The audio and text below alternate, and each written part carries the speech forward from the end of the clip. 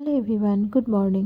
আমি থাকি রাজস্থানে, যোধপুর থেকে থাকি প্রায় ৮০ কিলোমিটার দূরে।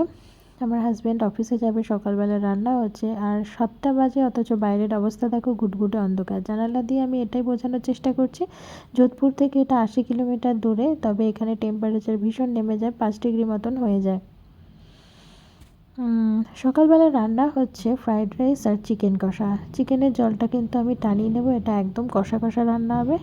এই জলটাকে টানানোর জন্য আমি ঢেকে দেব আগে, আলুটাকে সিদ্ধ করার জন্য, তারপর জলটা টানিয়ে নেব। তো যাই হোক, হাজব্যান্ড অফিসে যাবে, সে তাই ওর টিফিন বক্স রেডি করে দিয়েছি, আর আমি এখন ব্রেকফাস্ট করছি ওটসের স্মুদি।